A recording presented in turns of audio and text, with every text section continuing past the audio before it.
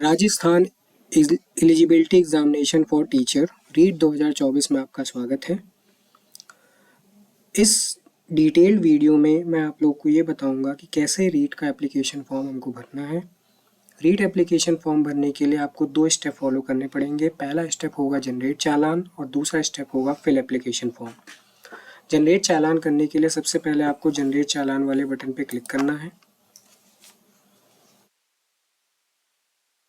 जब आप इस पेज पर आएंगे तो यहाँ पे आपको तीन ऑप्शन दिखेंगे, level 1, level 2 and level both. Level 1 पे जब आप क्लिक करते हैं तो आपको एक निर्देश मिलता है। निर्देशों को ध्यानपूर्वक पढ़ने के बाद मैं पुष्टि करता हूँ कि मेरे पास चयनित निर्देश क्लियरफुली पढ़ने हैं ध्यानपूर्वक, और ये श्योर करना है कि जिस भी लेवल के लिए आप फॉर्म भर रहे हैं उसके लिए आपके पास आवश्यक शैक्षिक योग्यताएं हों। अब इसके बाद जब हम इसको ओके करते हैं तो हमारे पास ये फॉर्म खुल के आता है। इस फॉर्म में आपको एक चीज़ नज़र आ रही होगी, 550 रुपये फ़ीस। फॉर्म लेवल 1, लेवल 2 के लिए 550, लेकिन लेवल 3 के लिए आपको 750 रुपये की फ़ीस जमा करनी है। इस फॉर्म को भरने के लिए आपको सभी डिटेल्स जो भी आप भरेंगे, एप्लीकेंट का name, father's name, mother's name, date of birth या ईमेल, ऊपर की जो भी डिटेल्स है टीओबी तक, वो आपको आपके 10th की मार्कशीट के अकॉर्डिंग ही भरनी होगी। इसमें सबसे पहले हम एक काम करते हैं, फॉर्म भरते हैं test father, test mother. Date of birth मैं सेलेक्ट कर लेता हूँ 1 जनवरी,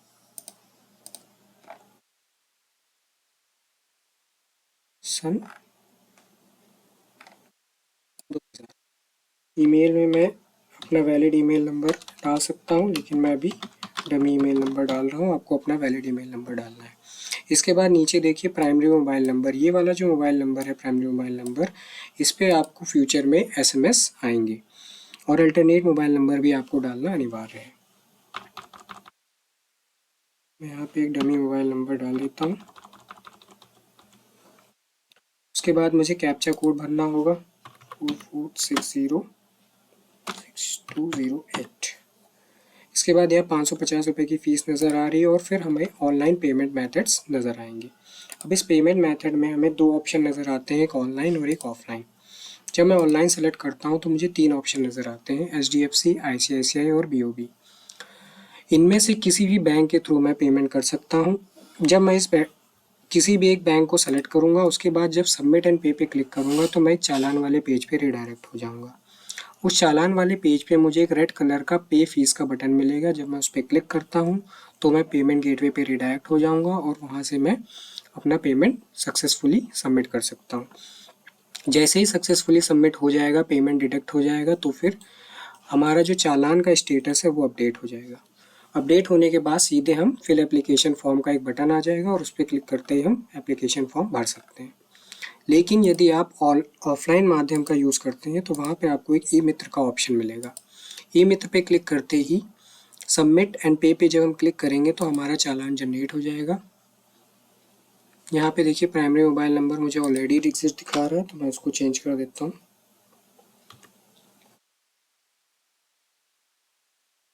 जैसे मैंने सबमिट किया, जनरेट चालान सक्सेसफुली दिखाने लगा। ठीक, अब यहाँ पे आपको एक पेज दिख रहा है जिसमें आपको तीन कॉपीज़ दिख रही हैं, bank copy, candidate copy and candidate copy 2। इस चालान को आपको प्रिंट करके ई मित्र के पास जाना है। ई मित्र जो है वहाँ पे आपका चालान का पैसा आपसे ऑफलाइन लेके यहाँ पे आपको एक ट्रांजैक्शन नंबर देगा और अपने स्टेटस को अपडेट कर देगा। फिर जब आप बैक जाएंगे तो आपको इस पे चेक फी स्टेटस करना है। जब आप चेक फी स्टेटस करेंगे तो आपको यहाँ पे पेड का ऑप्शन नज़र आएगा, मतलब जो भी आपका चालान नंबर है, चालान है, वो पेड हो चुका होगा। अगर आपका चालान पेड नहीं होता है तो आपको क्या करना है, ई मित्रा वेरीफाई अपडेट पेमेंट पे स्टेटस पे क्लिक करना है, और यहाँ पे जो भी ट्रांजेक्शन नंबर ई मित्रा ने आपको दिया हुआ है आपके चालान की कैंडिडेट कॉपी के ऊपर, वो आपको यहाँ पे डाल के अपना पेमेंट वेरीफाई करा लेना है। ठीक है, इसके बाद जब भी आपको चालान नंबर मिलेगा उससे आपको फिल एप्लीकेशन फॉर्म पे क्लिक करना है और यहाँ पे अपना सेलेक्ट करना है।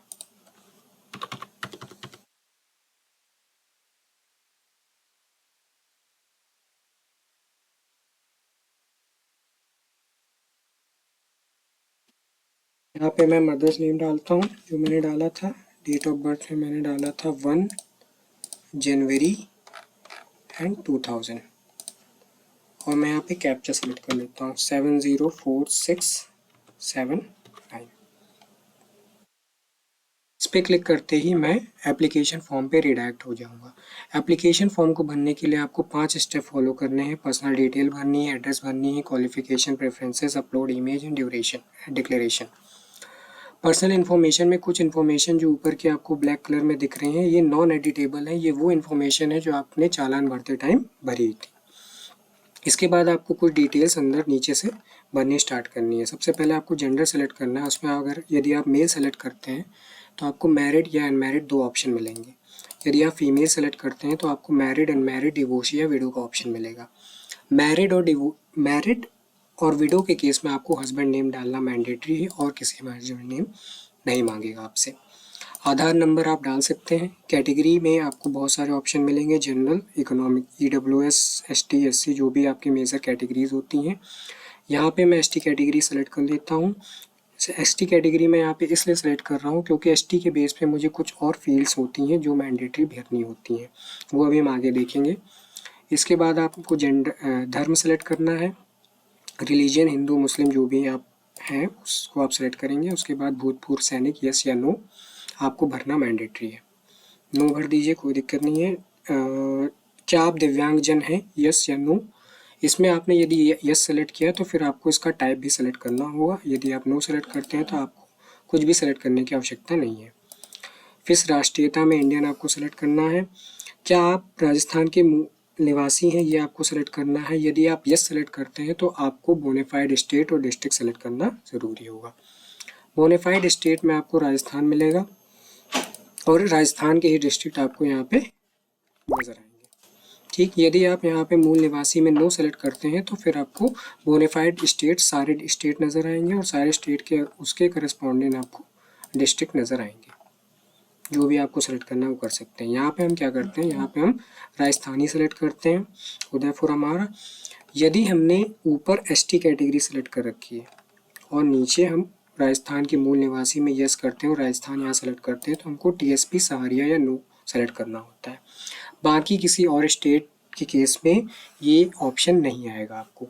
यदि आप ऊपर कैटेगरी सेलेक्ट करते हैं और यस सेलेक्ट करते हैं तो ही आपको ये ऑप्शन आने वाला है। हमने TSP सेलेक्ट किया, TSP के अकॉर्डिंग जो हमने डिस्ट्रिक्ट सेलेक्ट किया था ये मूल निवासी जिला और अनुसूचित जिला दोनों सेम होने चाहिए। और इसकी हमने तहसील सेलेक्ट की और इसका हमने गाँव सेलेक्ट कर लिया।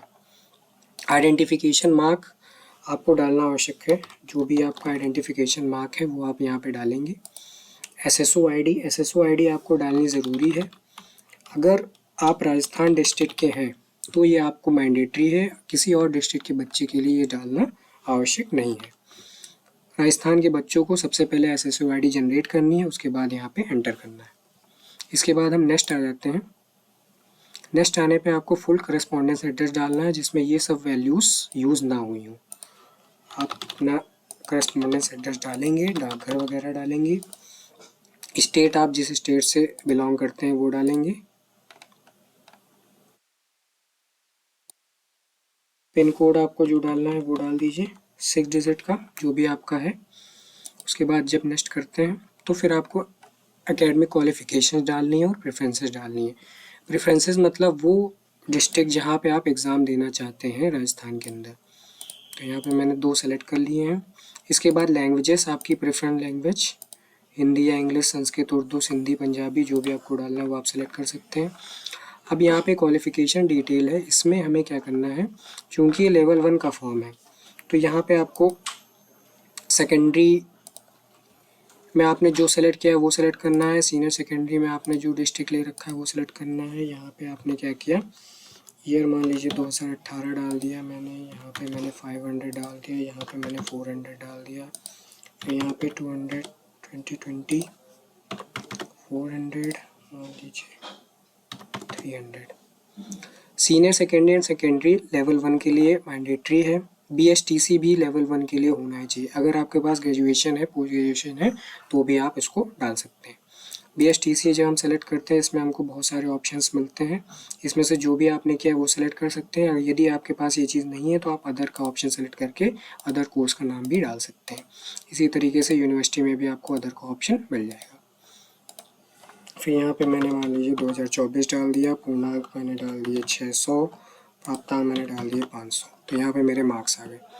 यदि आप BSTC अभी पढ़ रहे हैं, अपीयरिंग स्टेट में है, तो आप अपीयरिंग पे क्लिक करेंगे और जैसे ही आप अपीयरिंग पे क्लिक करेंगे आपसे ये सारी इन्फॉर्मेशन नहीं मांगी जाएंगी और यहाँ पे आपको रोल नंबर डालना होगा जहाँ पे आप अपीयरिंग है उस वहाँ का, और आपको ये सेलेक्ट करना है कि आप किस ईयर में अपीयरिंग है, तो आपने फर्स्ट ईयर मान लीजिए सेलेक्ट कर लिया। इसके बाद जब हम नेक्स्ट करते हैं तो हमारी ये सारी इन्फॉर्मेशन सेव हो जाएगी। फिर हमें अपलोड करने होंगे फ़ोटो, सिग्नेचर, आधार का फ्रंट और मार्कशीट। फ़ोटो मैं यहाँ से सेलेक्ट कर लूँगा, सिग्नेचर सेलेक्ट कर लूँगा, आधार का फ्रंट मुझे सेलेक्ट करना है और मुझे सेलेक्ट करना है सर्टिफिकेट।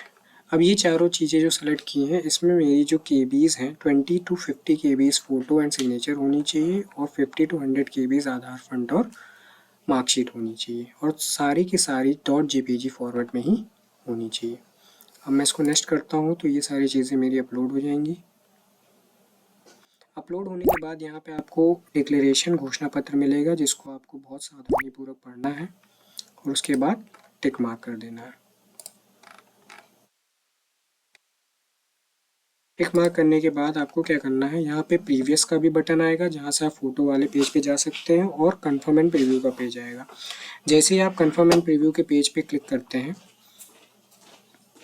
आप प्रीव्यू वाले पेज पे रिडायरेक्ट हो जाएंगे। यहाँ पे एक कन्फर्मेशन बॉक्स